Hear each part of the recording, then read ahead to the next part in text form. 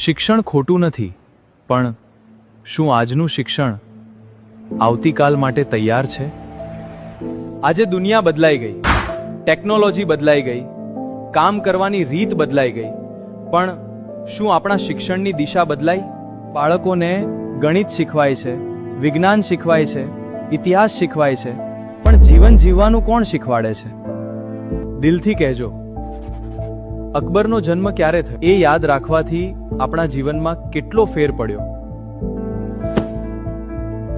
ઇતિહાસ યાદ રાખવો જ જોઈએ, પણ શું ભવિષ્ય જીવવાનું પણ શીખવાડવામાં આવે છે?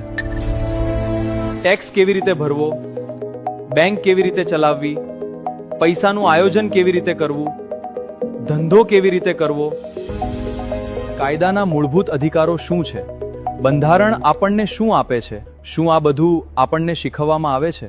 તે બાળકોને ગુડ ટચ અને બેડ ટચ શીખવવામાં આવે છે,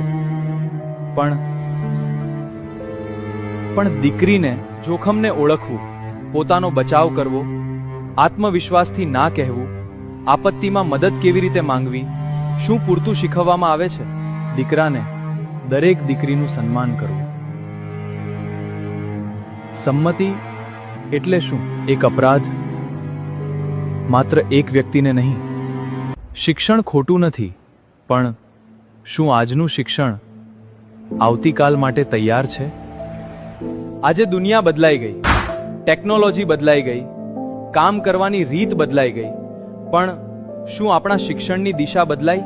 બાળકોને ગણિત શીખવાય છે, વિજ્ઞાન શીખવાય છે, ઇતિહાસ શીખવાય છે, પણ જીવન જીવવાનું કોણ શીખવાડે છે? દિલથી કહેજો, અકબરનો જન્મ ક્યારે થયો એ યાદ રાખવાથી આપણા જીવનમાં કેટલો ફેર પડ્યો. ઇતિહાસ યાદ રાખવો જ જોઈએ, પણ શું ભવિષ્ય જીવવાનું પણ શીખવાડવામાં આવે છે? ટેક્સ કેવી રીતે ભરવો, બેંક કેવી રીતે ચલાવવી, પૈસાનું આયોજન કેવી રીતે કરવું, ધંધો કેવી રીતે કરવો, કાયદાના મૂળભૂત અધિકારો શું છે, બંધારણ આપણને શું આપે છે, શું આ બધું આપણને શીખવવામાં આવે છે?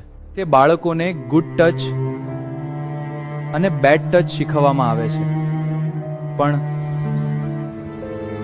પણ દીકરીને જોખમને ઓળખવું, પોતાનો બચાવ કરવો, આત્મવિશ્વાસથી ના કહેવું, આપત્તિમાં મદદ કેવી રીતે માંગવી, શું પૂરતું શીખવવામાં આવે છે?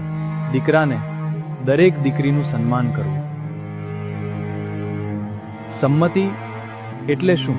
એક અપરાધ, માત્ર એક વ્યક્તિને નહીં.